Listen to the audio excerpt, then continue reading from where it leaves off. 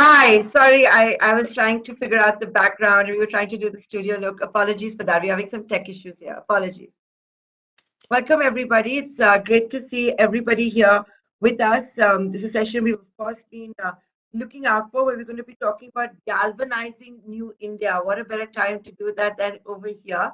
I've been fortunate enough to interact with some of you in the past, but I'm going to start this panel discussion with you, Ms. Dalmia. I would like Sure. to begin by first asking you that, according to you, and you kind of set the agenda now for the rest of us, right? Let's Thanks, do with Sweet. that. Thank you According for to the you, honor. what would be the dominant investment ideas, let's say, for this year for India as we galvanize to a new future? Sure. Good evening to your viewers, and thank you, IMC and ET Now, for inviting me for this very interesting panel discussion today. At the outset, let me state the views are personal, and Nayanthara, I would take a little longer to dwell on this question of yours, just a little. The Good. later questions, I'll be a little briefer. Before I answer your question on major investment themes for this year, I would like to start with stating that to be future ready, we first have to focus on improving on our human development indices of health, education, and skilling instead of only relying on labor arbitrage to attract FDI. Let's remember that New India needs to create 90 million non farm jobs for young India between now and 2030 to absorb our demographic surplus. In a country with a median age of 30, both availability of jobs and the quality of jobs matter. To be future ready for Industry 4.0 or 5.0, we need to scale up 10x, not just 10% annually. We need to scale up 10x on our human development indices in order to bridge the skill mismatch, as India, even today, lags behind our Asian peers on skilling. But meanwhile, what happens to those who are underskilled? Therefore, let's remember that we also have to work towards improving not only our HDI, but we need in parallel to promote labor intensive sectors in manufacturing so as to absorb the lesser educated and the underskilled who aspire to transition to non-farm jobs. That's the first aspect is, of course, Human Development Index and working on labor intensive industries as important as the new age industries. The ultimate aim of galvanizing a new India after the dual hysteresis of COVID and this indefinite war, we need to lead, uh, we ultimately need to restart a virtuous cycle of private consumption leading to optimal capacity utilization that will spur private capex and job creation. Galvanizing India will rest on multiple pillars, Naintara. Any investor or entrepreneur would do well in identifying first with sectors where the government has earmarked maximum outlays or is incentivizing those sectors. We can determine this by first assessing what exactly is the size of the economic pie by gauging what are the sunrise or the champion sectors which have highest expenditure outlays earmarked by the government for the current year. The finance minister has proposed increasing the size of the economy's annual spending to $529 billion to support growth plans for this year, this fiscal.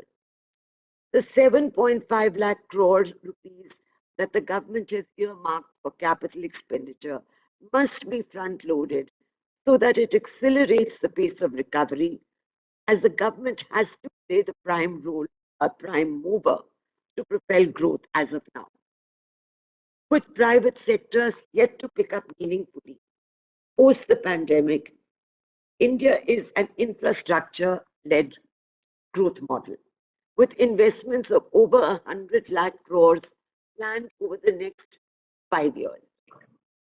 Broadly, There are 7, 8 dominant galvanizing themes which have maximum employment coefficients and which are linked to increasing economic intensity.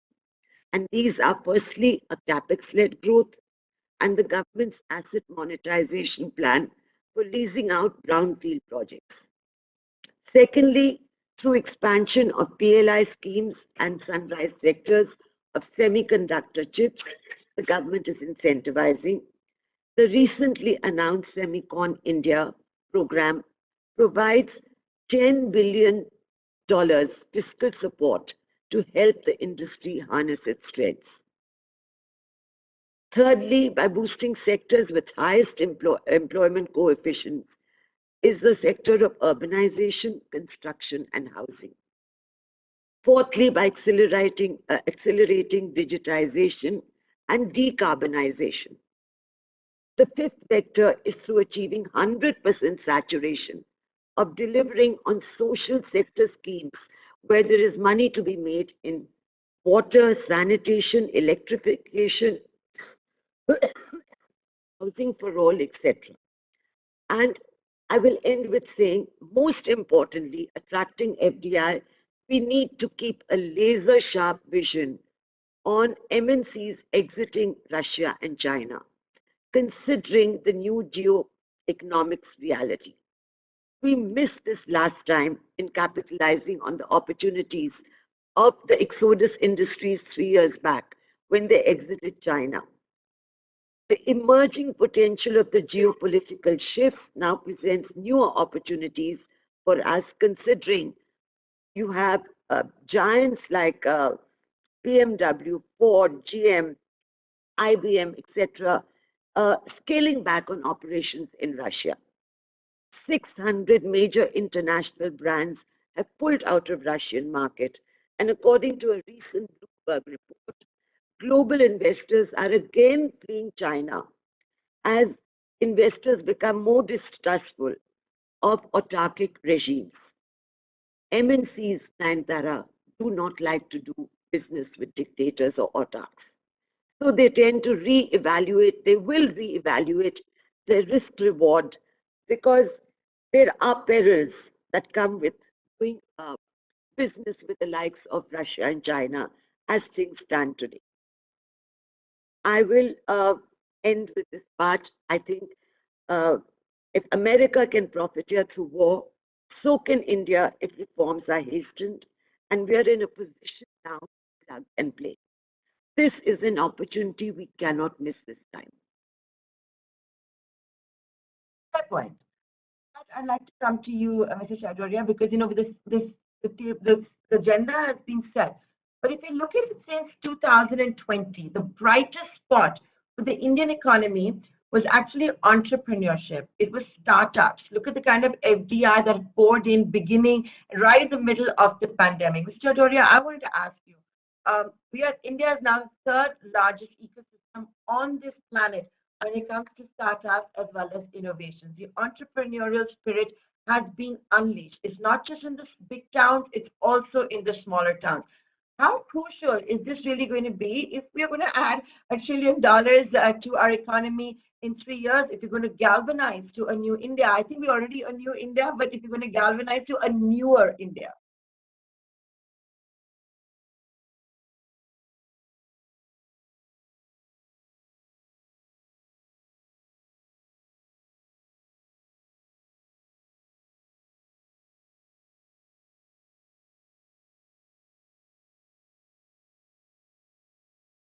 Chandaria, could you hear me? Mr. Manu Chandaria, that was for you. Can you hear me?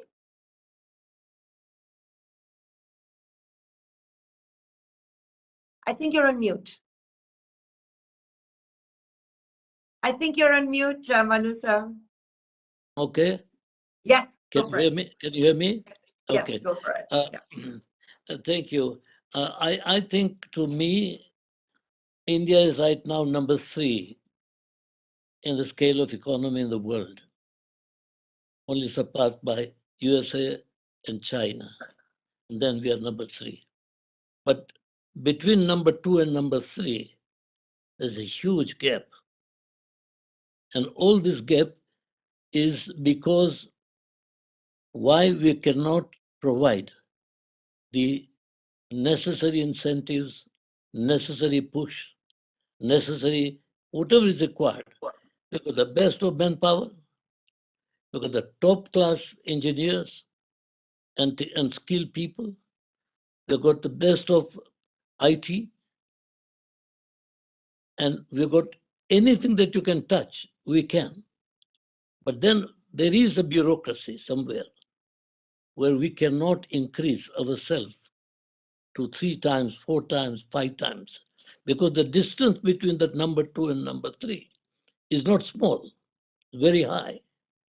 Now, unless and until, you see, China has become now a supplier to the world, while we should be also a part of that supply chain, though we supply, but not enough. Unless and until we have got a policy pushing everybody that no, we have in some places we are number one, like IT, we are number one, like pharma, we are number one again, like that in various scales. And we have got all the raw materials that's required for bauxite and iron ore. So there is nothing that is short of it. So what is pulling us out? What is pulling back? And to me, as I've seen and worked in India, of my industries, though I don't stay there full time, but I've seen always that it takes so long a time, and that we should cut it out.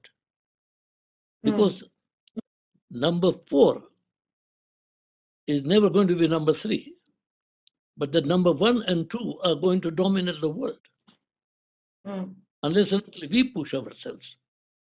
And how do we push ourselves? The biggest thing is that we have got anything that you can talk about, whether we talk about pharma, we talk about IT, we talk about engineering, we talk about skills, human skills. Nobody can beat us according to that. And the language is very plus point for us. We are not competing with United States. It has got a different scale. But we're competing with China in a major way. Now, what is stopping us? There has to be, it is not an issue of incentive so that we can move. It's a determination that is required, that we need to conquer, that between number 2 and number 3, in 5 years' time, we will be close to number 2. Now, for that, the government should be active. The people who are on the floor working, industrial people, IT people, pharma people, whichever industry, top kind of the industries we have got a knowledge, but somehow they are not going to be able to use it. Now, how do we see that this happens? So that's my suggestion. Mr. Hinandrani, should I come to you because you understand bureaucracy a lot? I think real estate must be one of those industries and sectors in the country where you need many permissions from the center, from the state, from the municipality. We all know how tough it is, and it doesn't end all the way till you get the completion certificate. Galvanizing New India. Now, this is also a government which has repealed many laws. It is saying it's going to do away with many outdated laws. It's a government which has given RERA to the people, to the builders, to bring back confidence. The property market has started to go up again. But real estate is also an economic multiplier. We're going to need it if you're going to see that $1 trillion being added in 3 years. Your initial thoughts, opening comments. Nanta, thank you very much. It's always a pleasure to be with IMC and with you. And I think I concur with Mr. Manu Chandareya and also Bindu Dalmia that the opportunities in the country are huge and they can only go upwards. Number one, the demographic dividend that we have of the youth of the country, the opportunity cannot but be large. Number two, If we want to do a double-digit growth and prior to the extent to which our Prime Minister would love to have the $5 trillion economy, so do I, the growth story, and of course to see that the social infrastructure is also very positive, I think we need to do a lot more than what we are doing today. Yes, we have done plenty, and I think Madam Dalmia has really enunciated that in great detail. But there are gaps in all these things. If you want a double-digit growth in the GDP of our country, you need to also see that you pick up sectors like real estate, infrastructure, development, along with the other suggestions which have already been given by my eminent panelists. The reason I'm saying that, look at the growth which took place in China. Not only manufacturing, it was the infrastructure and real estate which prompted employment to be taken of the skilled and unskilled. Remember, the surpluses and the underskilled and the people who are surplus from agriculture have to move into the rest of the economy, and the biggest absorption of that is real estate and infrastructure. Yes. So while the other aspects are very critical, health infrastructure, very important, education, very important, skilling, upskilling, reskilling, changing of the skill sets that are necessary for the new economy, we really need to do. So what is holding us back? Plenty. We still have the decision-making capacity at the operational level not fast enough. Mr. Manu Chandria has clearly stated that a lot of improvement has taken place, a lot of things have happened, but we still need a long way to go to really be on the top of the pyramid in terms of these decision-making issues. So I think that's the number one story that we need to do. But the other aspects of it are very, very important. The quickness with which we have made the changes during the COVID period, the pharma side where we were able to vaccinate, the health sector that we really got to upgrade about it, is indicated that where we want to deliver and we focus on it, Naintara, it happens. So what is actually needed, I believe, is a focus by the central and the state governments, because a lot of it depends on the state government's action and reaction also in terms of the improvement we need to do there. So couple of things to be clear about. The opportunities for India are enormous. We can definitely grow at a faster pace and match what the Prime Minister wants us to achieve. There is no reason why we cannot achieve it. We have the opportunities, we have the startups who are there, but we also have the large industry to do. There is also another positive. China is being disliked for various reasons, in spite of the fact that we, the world, gave up manufacturing to China. Right. We gave the opportunity to China in order to make these things happen. And now we want to take it back. So the aggressiveness is necessary. One more thing I want to warn India, and the warning is very clear. Bangladesh, which was having a low per capita income 10 years ago vis-a-vis India, because of its proactiveness in manufacturing and other things, is today having a higher per capita per income than India. Now, what does it really mean? It means that yes, we have progressed very well and we have done a wonderful job, but we haven't done enough. We need to do a lot more. Things like road sector are doing fantabulous. 35 kilometers of road, national highways per day. Could I have even dreamt about it 10 years ago? The answer is no. It is fantastic. Yes. So IT sectors, growth in the IT, all these sectors are doing so well. It's unimaginable, Naintara. I wouldn't have dreamt of it. But are there still gaps to reach the moon? The answer is yes. We need to focus on it. Indian Merchants Chamber should keep on flagging off, as it does now and has been doing in the past, of the issues that are needed in order to bridge the gap of this country. You in your media have also doing a lot of things in the media, so I must compliment you personally and your channel, because you also bring out these points, sometimes very subtly, sometimes very boldly, but I think it is coming out very well. And I think if we keep flagging this off and make the changes necessary, we will meet the aspirations of the people of our country and also the Prime Minister's vision that is so good. So great India, looking forward to this story, but a lot of way to go before we reach the moon. So let's go for it, and all of us sit together like we are doing today, and the investments that are happening both from outside and inside. I think there's a great future for India, for our children, for our grandchildren, and the prosperity of the people who are now the youth of India. Thank you, Nayantara. Great opportunity to talk to you and this entire audience that is here today. It's always great Very to talk to balanced you. and very optimistic indeed, Mr. Hiranandani. Very We optimistic. need optimism. You know, it's very easy to talk ourselves into recession, right? It's very, Yes. very easy Yes, to do that, especially yes, indeed. given the kind of volatile times. Well said. Yes, indeed. And with that, I'd like to come to His Excellency, to Mr. Fahad Al-Garbani Gargawi, who's as the CEO also of the Dubai Investment Development Agency at the UAE. Now, sir, this is a year where we have seen record exports by India. We are seeing greater partnership with the UAE. The India Pavilion, we are told, at the Dubai Expo, for example, is not just a hit, but a super hit. In a cricket analogy, we could say sixer after sixer has been smashed out of the park. So what I would like to ask you, when we are, service exports, merchandise exports, all of that hitting at an all-time high, and as we seek greater partnership with the UAE as well, how do you see this panning out? Across which sectors? What areas? Good afternoon or good evening. Eid Mubarak to all of you. And a pleasure to be with you today at the IMC event, and thank you for hosting me with you.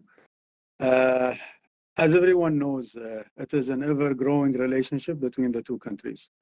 The global positioning of India and the recent, policies of opening up in so many different areas allows for this relation just to grow. We've seen how India's success was at the participation in Expo. And we've seen also how the relationship is just, looking at which areas that we didn't cover and we need to look into. The bilateral trade, the latest free trade agreement, at the same time, where we see Indian businessmen utilizing also the positioning of Dubai to really increase their global impact. I think so many things are happening. At the same time, the UAE is investing in India, and there is the large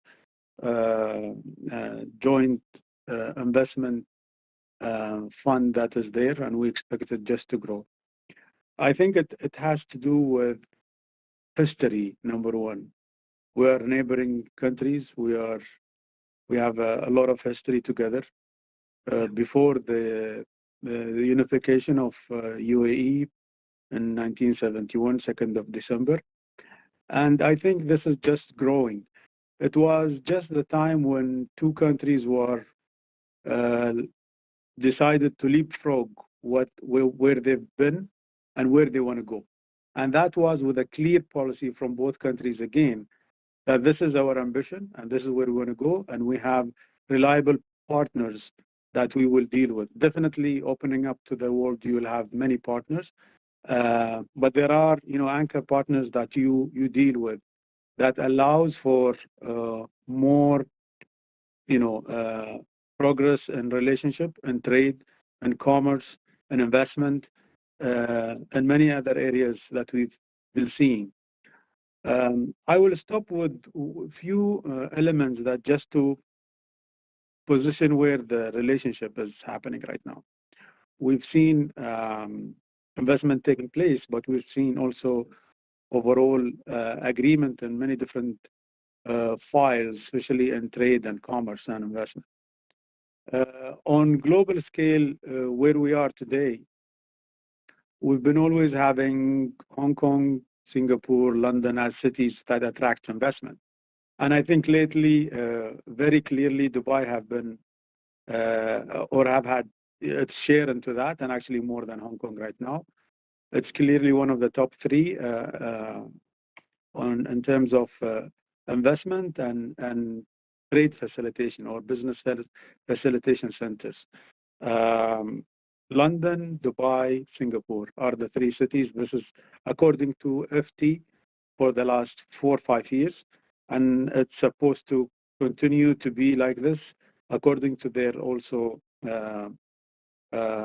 figures that they've been reaching out to many investors to look at where the three cities that will attract investment in the future. Where we are today, and I've seen a couple of distinguished speakers bringing a few elements that fits exactly to where, looking also with the difference in economy of scale, if I'm looking at Dubai. But again, these are the same elements that will continue to be with us. One is the investment facilitation. It's not only important to attract investment, it's to facilitate it afterwards. So the aftercare of that investment, to keep these investors, and at the same time, to make sure that they will reinvest in the future. They know the place, they've been hitting success here, and they just want to know how much we can do more. So that facilitation is very important to continue this dialogue. So the cycle never ends. It's an ever-growing cycle, and there is this relation that will continue to be there. So many beautiful, results have came, and we've seen it here in Dubai. And I think this is something that India and our colleagues that invest in India are doing right now. Number two, and I think also some of the distinguished speakers have mentioned in different ways, it's efficiency. When you bring efficiency to the system, it allows you to really make sure that you're not just competing because of incentives as they are, but you're competing on the whole cycle of your investment environment, that you attract, you keep, retain your investors, and you attract also few different other categories that you will need. The example we have in categories are investors, high net worth individuals, talent, experienced people. That's why you've seen in the last 2-3 years the introduction of golden visa, the talent visa, the green visa for students, and many others. I think it is all about where the strategies that have been put by India and how the private sector will support the strategy. Of course, there will be always how we bring also efficiency to the system. And that efficiency comes when we understand that when we will score this efficiency, we will bring extra investment to the country because it will allow us. And again, there are a few things that you mentioned also here got to do with logistics and infrastructure. Today, Dubai ranks number 3 globally in international passengers at Dubai International Airport. Is the 3rd international passengers pre-COVID and after COVID, actually. But if you look at the overall, I'm saying on international we are number 1 because we don't have domestic flights. On ports, for example, you have the Jebel Ali port, the 10th largest in the world. Again, this is efficiency, logistics, infrastructure. All that is going to lead to attracting more investment and facilitating more companies to come. I think we just snapped our line. Perils of a live panel discussion, isn't it? We'll be connecting that in just a bit. Let me come to you now, Ms. Dalmia. Very important points that have been made, and let's figure out how to get New Delhi and Mumbai in the list of those top hubs, right? With Singapore, Dubai, the way we just heard his excellency talk. Ms. Dalmia, some of the points that you touched upon, we've talked about infrastructure, look at the kind of roads we're building. But with your expertise, and since we're talking about history, we also want to be Atmanirbhar. If you look at the geopolitical tensions, the way Europe is hurting now with the Russian-Ukrainian crisis, the world is hurting with supply disruptions. Never before has a clarion call for Atmanirbhar been more important. And that also means going be vocal for local? Would love to get your views on that. I think the scheme that you have mentioned of the PM's favorite scheme, and we hear it often, rightly so, it is becoming local to global, was first seen in food surplus production. Enough for the PM just last month to have told President Biden that India is today in a position to supply wheat stocks to the world if WTO permits. Food stocks in different parts of the world are dwindling due to the war, and yet India has been providing free rations to 80 crore of its population for the last 2 years. So one is local for where we are talking of local going global, a surplus that we've achieved in food stocks and meat particularly. Secondly, local became global as India became the pharmacy of the world, as Mr. Hiranandani also said. And within 2 years, we were able to come up with this vaccine Maitri kind of scheme where we are in a position to have 30 crore excess vaccines to supply to our neighbors Nepal, Bangladesh, Iran, and Myanmar. I think that in itself is a very self congratulatory piece for us. Thirdly, I think the most important scheme, and I think which is paying dividends, is the PLI initiative announced, which are building size, scale, quality, and improving cost competitive, competitiveness in order to become an integral part of global value chains. It is already showing dividends with 400 billion mark that we have crossed in exports this year.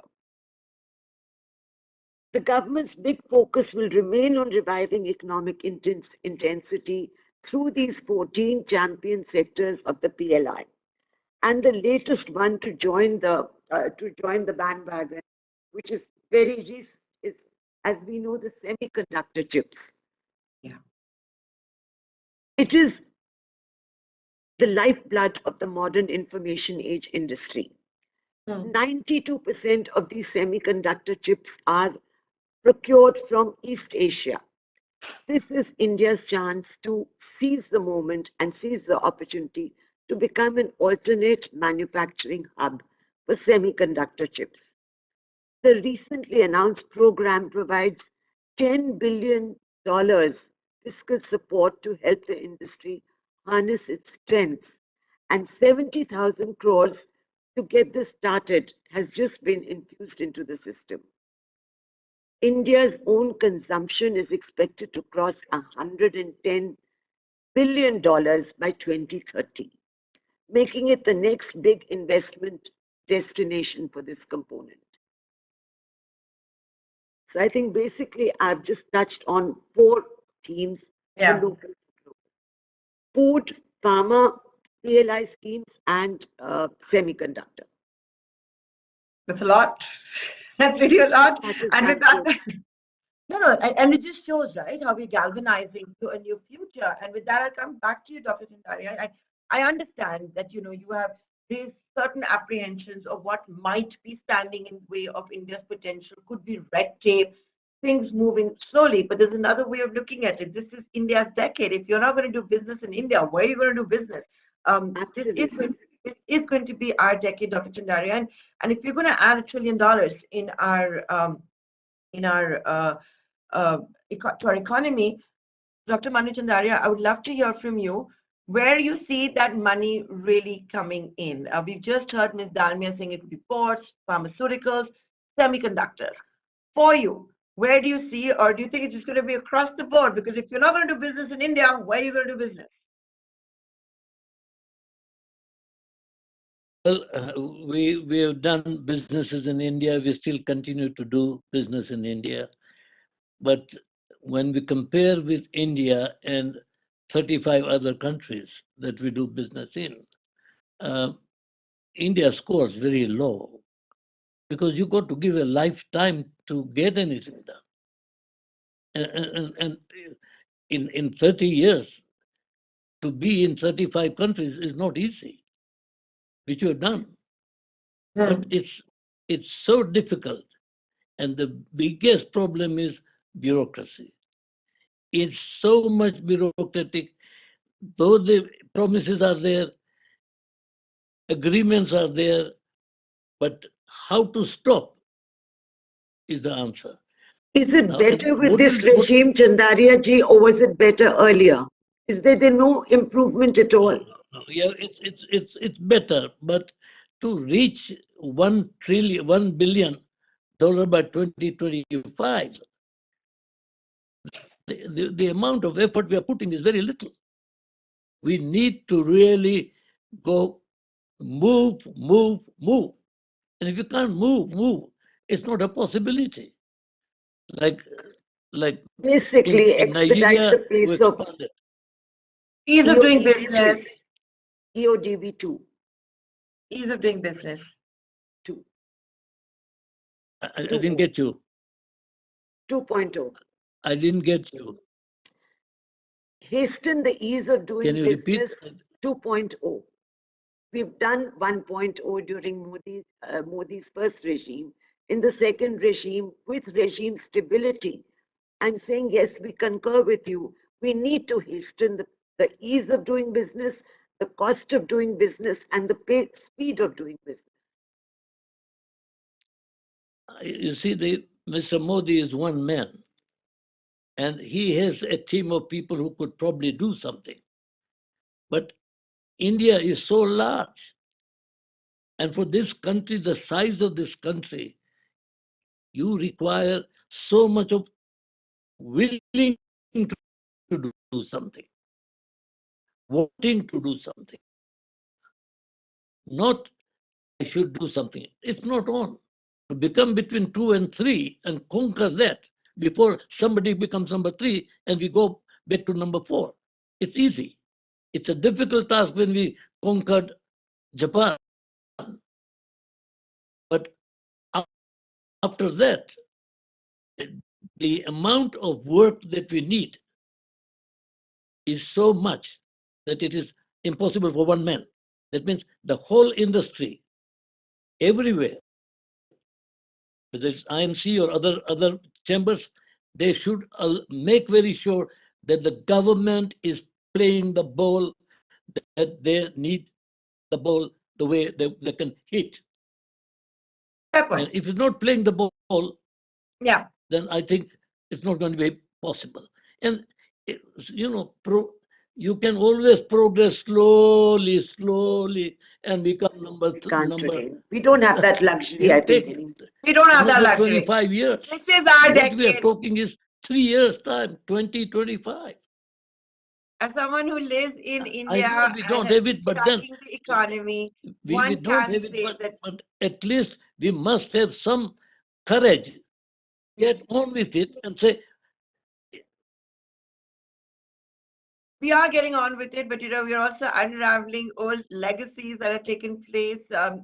We need to move faster. That certainly seems to be the feedback that we're getting for receiving more foreign direct investment. And with that, Dr. Nandani, I'd like to come to you. We have seen a massive uptick in FDI in the last couple of years. There's absolutely no denying it. We saw that even during the pandemic, and that was only because of India's entrepreneurial spirit, the new gen innovators and founders that we actually had. Of course, a lot more needs to be done. There's absolutely no taking away from that. But as India galvanizes to a new future, a new India that you see from diplomacy to foreign policy to oil politics to to the economy at large and everywhere at large, you tell us, as someone who's been doing business in India for decades, if you can, and I know you do get those meetings with those top policymakers, the top 3 changes that need to be made ASAP, should have been made yesterday, if not day before yesterday. I think I will echo Mr. Chandaria's direction slightly differently. I think a large number of policies are already in place. So when you say that policies are needed to be made changes, I don't think too many changes need to be done on the policy level. But what is happening is that the execution does not happen in all the departments at the pace at which we will expect people to have. Look at the positive effect on some lines. Look at the kind of thing that we did during the COVID times. We're really proud of the story. Production of vaccination, distribution, efficiently doing it, seeing that the poorest of It was poor. nothing short of a miracle. Dharavi, can you imagine? The number of cases in Dharavi per 1,000 was less than Malabar Hill. I mean, can you believe that? I mean, I certainly would not have even believed it, but for the fact that I know that it is true, because I'm very much connected with all these matters. So you have a positive direction when you really want to do it and the people are there on the ground. What Mr. Chandaria is referring to is the disconnect that you get at the grassroots level. I know people who have put up a factory. They've invested in the factory. They've got the permission very quickly. They've actually done everything. All the policies are there.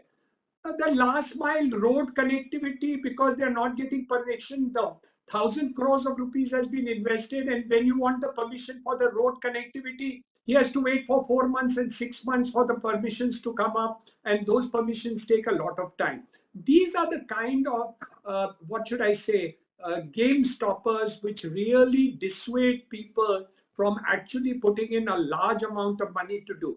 So one thing which, since you are asking for a flag off, I would say that these projects need to be nurtured both by the central and state government in order to see that the end-to-end story is given help to the people who bring in large amounts of investments into the country and really make a world of a difference. They need to be handheld so that they come to the logical conclusion.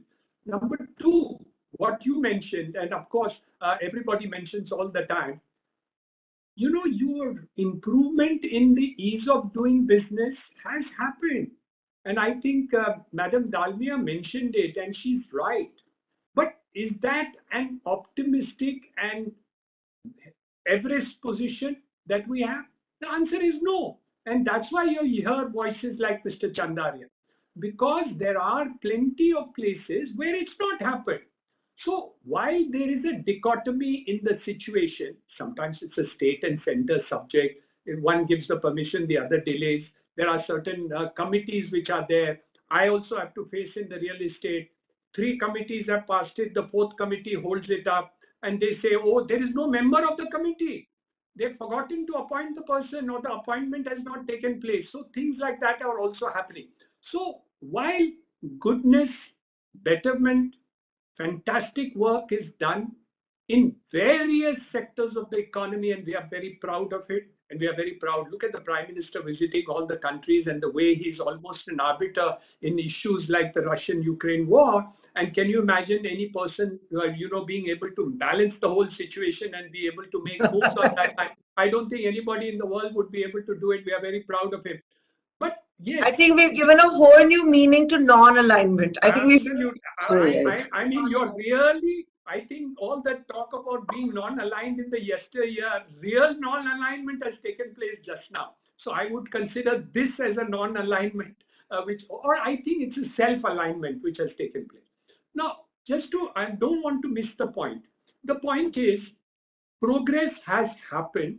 Has it reached in every sector of the economy and at every level? The answer is no. We need that improvement. There is a viciousness in the bureaucracy which sometimes is criminal. And they are almost like, I don't know what is the right word to use. I want to use a very strong word in that. They are malicious when they come to the situation, and they are almost sometimes extortion to the people who are in the business of business. These isolated cases of people who actually harass the businessmen, who have actually put in large amounts of money and use the legal framework to support them, those are the kind of people which we really need to deal with over a period of time. So great work done, Nentara. The flag off is very clear. We need to isolate such people who harass and disturb the system from becoming fruitful.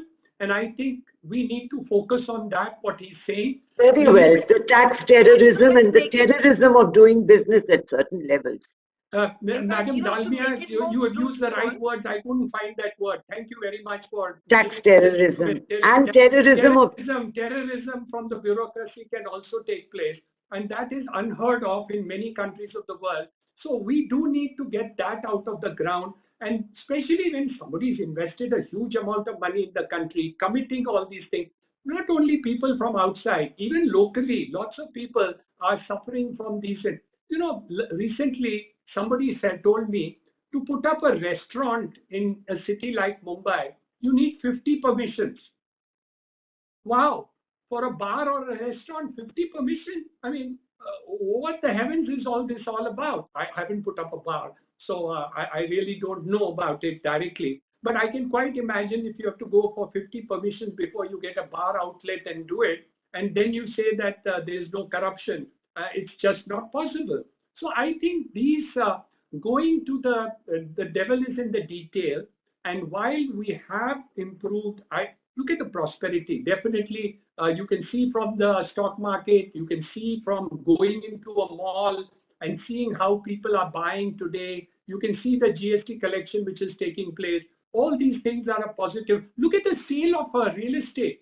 We're doing fantastically. Affordable housing has done well. The other housing has done well.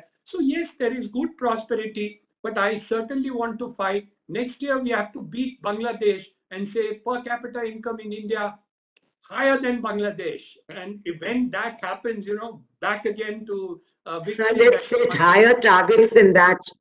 Surely we can set a little higher target than Bangladesh. Thank you, Madam Dalmia. I appreciate what your support.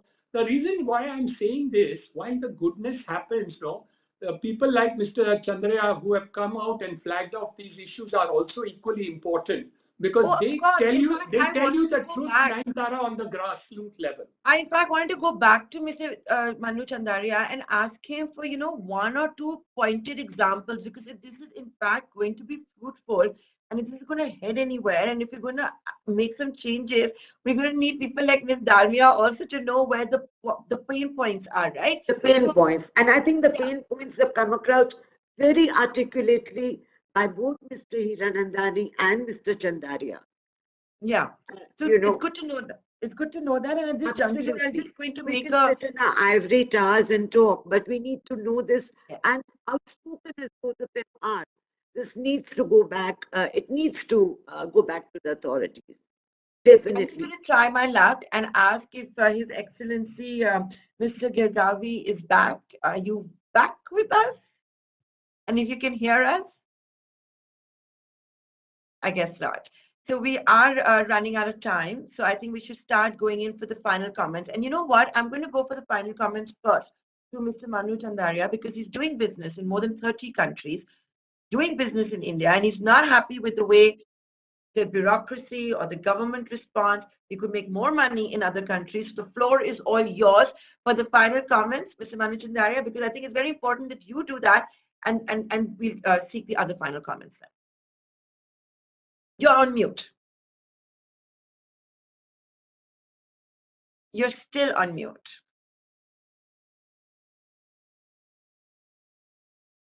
No, you're on mute.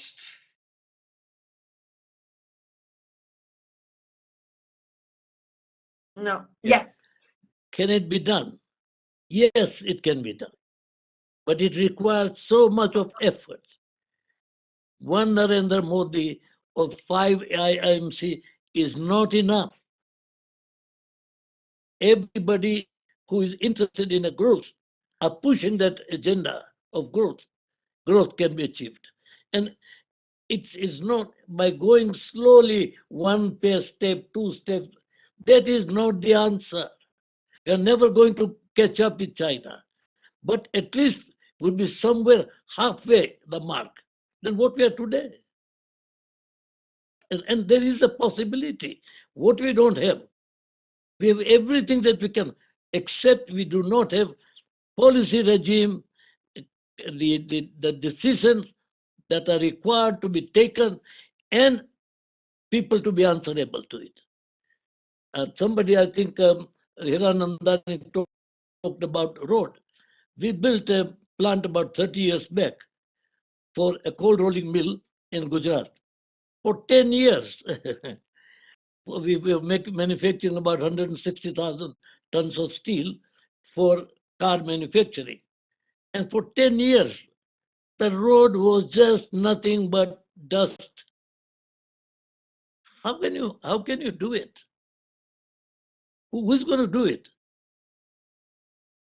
And it's not a road just in front of our plant. It has to be road from wherever it is. The minute the government decides that this plant is going to be established, all the basic requirements will be met first, and you come and put your investment. Then yes, anybody will be doing that. But today you got to fight for every little thing that comes along. It is not possible. Why should we waste that time? As an example of my group, why would you have been just not concentrating on India and there are 35 countries? Even China. In China, it takes only 2 years to set up a plant, get it organized. We have 10,000 people employed in China. Why? It's just because the bureaucracy is so bad and nobody is prepared to accept it.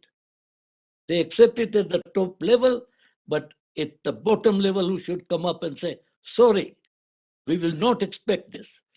If there is any complaint of anything which the government has promised is not being done, must be immediately attended to with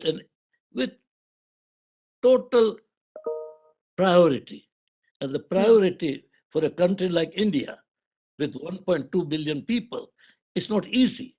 But unless we do it and establish the regime of making sure that you're answerable and you have to do it, there is no alternative, then yes, we will see it by 2025. By 2024, we'll be just near our mark. But at this rate, we will not. And isn't that also part of the problem? And with those final comments that we just heard from Mr. Niranjan Jindandani, the fact that there is very little accountability. Yes, we have elections, but those are only for our. Now, India is a great country. Listen. India is a great country. Look at the IT. Look at the way you and me are talking. Half of your words are eaten up.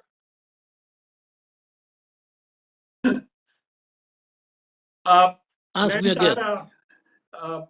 What we need to do is to request your TV channel to get one person every day like Mr. Manu Chandarai from all over the world to pick up those 5 cases every day of where the last mile connectivity is a problem. I think if we put that across to the government at the top level is very proactive.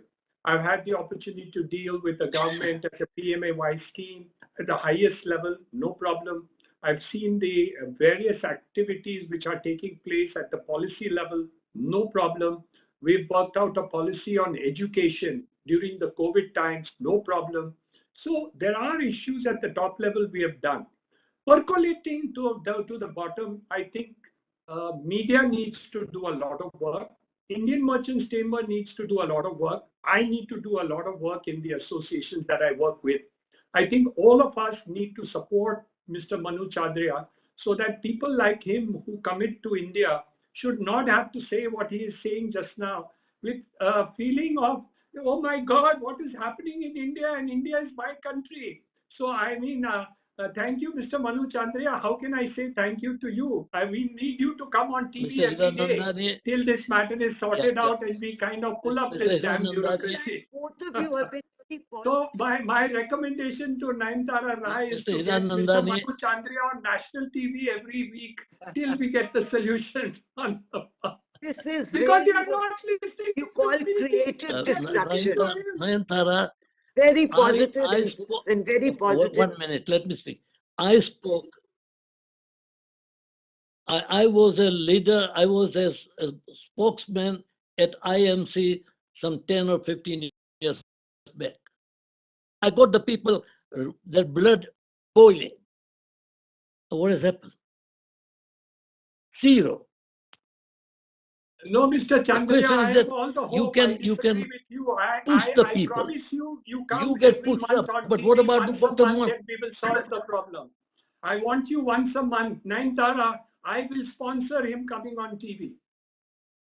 Okay, so you do that part, and as we work on all of those side deals of this very interesting panel discussion, you usually say ladies first, but I wanted to get Ms. Dalmia's comments in right in the end because she should have the last word after hearing it from all the gentlemen over Thank you. here. Ms. Dalmia, your final comments. Feel free to keep sponsoring events on Mr. National Celebrations Mr. with the Art Mr. Channel. Thank you, Nayantara.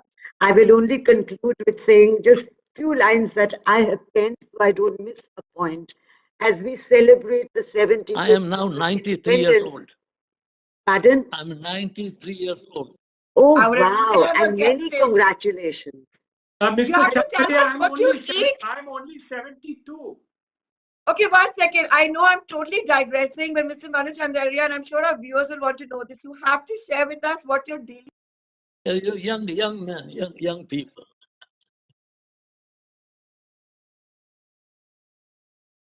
Well, look, I'm happy. There is no illness. I'm doing everyday work. I do a lot of social work in this country and a lot of business work, but now I retired from businesses, associations. I used to lead a number of them. But now, take a back seat. At least we got to give the younger people some chance. But the question is that the fire inside here keeps on burning. Because when you see a country just still going like that, it hurts because it's your country. My parents came from there, and their parents came from there. So it hurts. And unless and until we can put it through, yes, we are capable. Yes, we are capable. Can we do it? Yes, we can do it. But what is stopping us? Those guys and bureaucratic structures which are there, clean it up, throw them out. And then you'll see the change. I want to invest in the country to make money. I don't want to come and invest in the country and then have numbers, meetings after meetings with the government, do this, do that, do that. No. We can never go to the Chinese government. 10 plants, 10,000 people employed. Why? What's wrong? Thank you. Wow, I would do anything to be like that, even at 73, 83, forget 93. So, Ms. Dalmia, you're going to have the tough job now of concluding it all. Okay, just basically this, that as we enter our 75th year and when we close in, by the time we close in for our centenary, it will no longer be linear, the pace of change. It will have to be in quantum leaps from now on, to put it mildly, as we will witness tectonic shifts in the next decade that were not possible in 100 years. Having missed out on the Industrial Revolution, a new India must lead from the front in order to achieve quantum leaps in the digital revolution. That's my concluding remark. There's a lot to think about, including a new TV show that Mr. Niranjan Hirandani has proposed, and it's certainly been a very fruitful conversation where a lot has been discussed about the way forward. We need to act now and not just talk. Many thanks for tuning in. So, well, have to say that this panel definitely had a lot of engagement, and when you have excellence shared amongst personalities, the magic truly replicates on the screen. Well, I'd like to give a big thank you to our panelists for joining us, and it's been a true delight hosting the IMC India Calling Conference 2022. As we move towards the closing, I would now like to invite Mr. Ajit Manglurkar, Director General, IMC Chamber of Commerce and Industries, to propose the vote of thanks.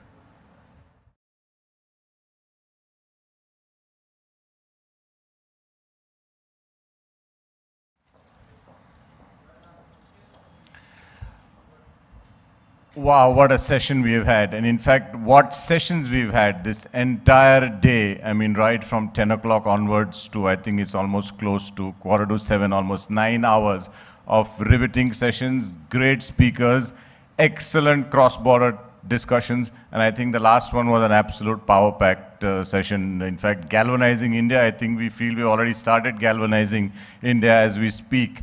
And anyway, I am, I think, proud to say that I have probably got the last word in this entire brilliant day that we've had among some fantastic speakers. Thank you all participants, speakers, moderators for being part of this conference. It was an extremely enriching day. Our grateful thanks to Chief Guest Shri Piyush Goyal ji, Honorable Minister of Commerce and Industry, Consumer Affairs, Food Distribution and Railways for his kind participation. In fact, during his speech, there was a very, very proud moment for all of us at IMC when Piyush ji mentioned that IMC, in some sense, has pioneered the cause of Atmanirbhar Bharat, a self-reliant India that began from the Swadeshi movement, of which IMC was an integral part. I am sure all of us here at IMC and all those who saw this fantastic program were proud of the fact that we were part of an Atmanirbhar Bharat which started way, way back in 1907. We are grateful to all the guests of honors, Shri Prabhat Kumar, Additional Secretary, ER and DPA, Ministry of External Affairs, Government of India, Mr. Deepak Bagla, Managing Director and CEO, Invest India, a nodal agency of the Government of India to facilitate investment, His Excellency, Mr. S.R. Al Ghurair, Chairman S.R. Al Ghurair Investment LLC UAE, Ms. Sumitra Daura, Additional Secretary, Department for Promotion of Industry and Internal Trade, DPIIT, Shri Mohammad Noor Rahman Sheikh, Joint Secretary, Economic Diplomacy, Ministry of External Affairs. This India Calling Conference was sponsored by Reliance Industries Limited. IMC Chamber of Commerce and Industry is very grateful for their continued support. Thank you ET Now for being broadcast partners for the conference. Please look for post-conference episodes on ET Now. Our grateful thanks also to Economic Diplomacy Division, Ministry of External Affairs and Invest India for their support to the conference. This conference would not have been possible for the fantastic technical support that we have received from our event partner, which is Archers Entertainment Private Limited. Thank you, Hari and team, for facilitating the India Calling Conference on this virtual platform yet again. Last but not the least, the team behind India Calling, the IMC team behind India Calling. Sanjay Mehta, Deputy Director General, he has been absolute pillar as far as this conference is concerned. And of course, Vanita, our Assistant Director, who has probably single-handedly spearheaded this conference. Thank you once again, and see you again at 2023 India Calling. And this time around, we will be physical, just as Piyush ji said, see you in Mumbai 2023 physically. Thank you very much, and it's been a great honor to host all of you. Thank you. Jai Hind. आने वाले कल की दस्तक हमें सुनाई देती है, नई मंजिल है जिस ओर हमें वो दिशा दिखाई देती है। नए इंडिया का नया जोश, नए इंडिया का नया जोश, नए जोश से निकल पड़े हम, आने वाला कल होगा हमारा। नए इंडिया का नया जोश, और नए इंडिया के सफर में टेक्नोलॉजी की शक्ति लेकर आपका भागीदार रहेगा रिलायंस। नए इंडिया का नया जोश। It is the long history of humankind that those who learn to collaborate and improvise most effectively have prevailed. A fine example of these words is the IMC Chamber of Commerce and Industry, formerly known as the Indian Merchants Chamber. The chamber is the voice of over 200,000 corporates with a combined strength of more than 4,500 members and 220 trade and educational institutions. Identified as a chamber with a global presence, IMC is on the board of the World Chambers Federation and has signed MOUs with the United Nations and more than 150 other chambers of commerce across various countries and government agencies. With the numbers still growing, the IMC has gained the strength to be the undisputed voice of Indian industry. We're very proud of the fact we therefore represent the cream of the cream industry in this country. On the one hand, we help our members. On the other, we submit recommendations to the government so that they can institute policies which can ease and accelerate the business in India. Our activities include running seminars, holding exhibitions, we host inbound delegations, we take outbound delegations, and we facilitate international trade, which we believe is crucial to India's development. IMC has spanned over 11 decades. To understand the spirit of IMC, one must go back in time. Indian Merchants Chamber started in 1907 under the leadership of the visionary Manmohan Das Ramji, the eminent Indian businessman. The economic policies of the then alien government in India were dictated by associations which had no other interests but to look after the welfare of the colonizers and traders.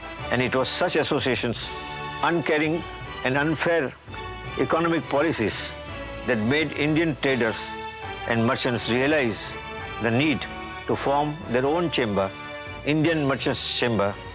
These gentlemen of great experience, great patriotism, lent their support, their advice and their knowledge to government in formulating policies.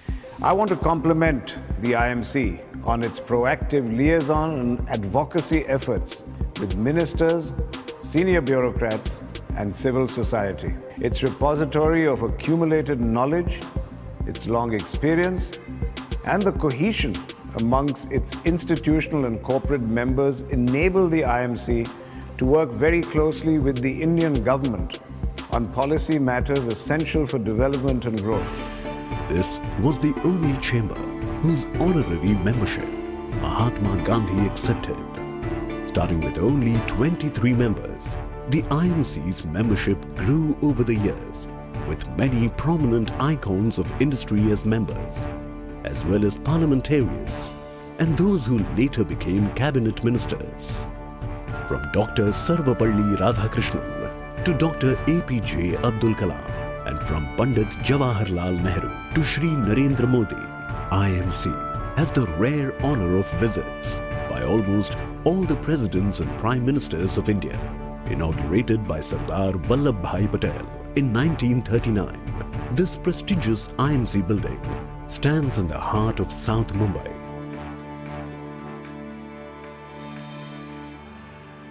In 1967, as a memorial for the late Mr. F.E. Dinshaw, a well-equipped commercial and financial library was built. The then Honorable Chief Justice of the Mumbai High Court, Mr. Mohit Shah, inaugurated IMC's International ADR Center.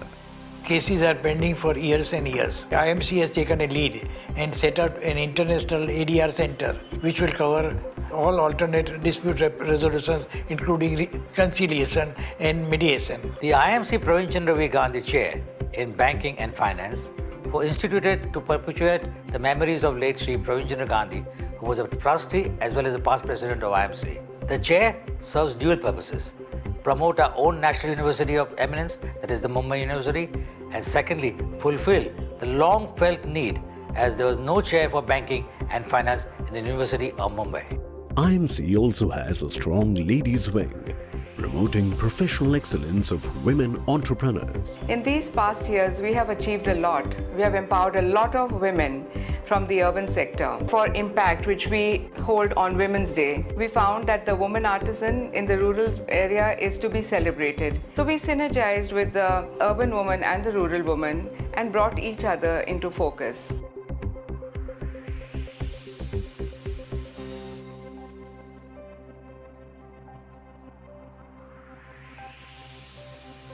IMC initiates a number of conferences on topical national interests in various sectors like infrastructure, banking, financial services, aviation, urban development, railways, and many more. IMC also hosts a number of foreign and Indian dignitaries.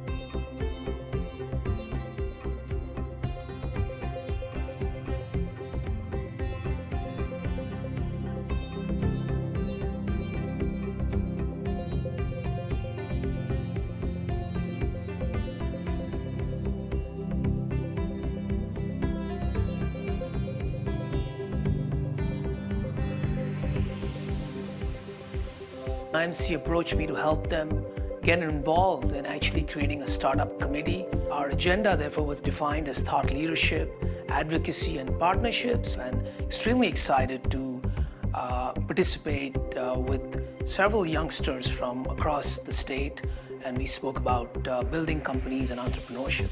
A variety of awards have been initiated by IMC to encourage innovation, quality, and development in various fields. IMC is very proud to have the Ramkrishna Bajaj National Quality Award and the Juran Quality Medal. This we started over 20 years back to get Indian corporates to assist them to be able to focus on quality and compete in the world. I must also mention the IMC Juran Quality Medal, and that is given to an individual. The Ramkrishna Bajaj National Quality Award is for corporates, the most prestigious quality award in the country. IMC encourages innovation, recognizing outstanding services and accomplishments of organizations and individuals with the Inclusive Innovation Awards. And there was a reason to create these awards, Inclusive Innovation Awards. See, India needs growth, but it has to be inclusive growth. And for that, you require inclusive innovation, because it is only innovation-led growth that can take India up there. In terms of social responsibilities, IMC has been active through a number of forums.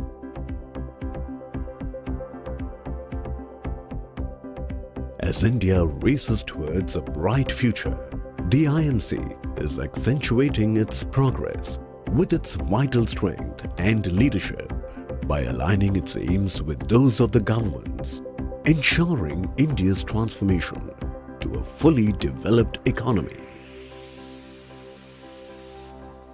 IMC will do everything in its power, and so will its members, to achieve this objective, to put India on that pinnacle which India deserves to be.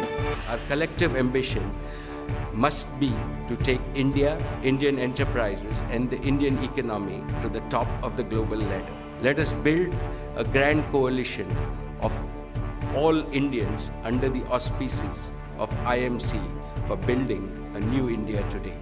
IMC will have a big role to play in building and nurturing this partnership. आप जिस संस्था का हिस्सा हैं, उसका बहुत ही गौरवशाली इतिहास रहा है। स्वदेशी आंदोलन की पृष्ठभूमि में इसकी स्थापना हुई है, कुछ न कुछ योगदान दिया है, और इसके लिए आपकी संस्था प्रशंसा के पात्र है। IMC मैं आपका बहुत बहुत आभारी हूं। धन्यवाद।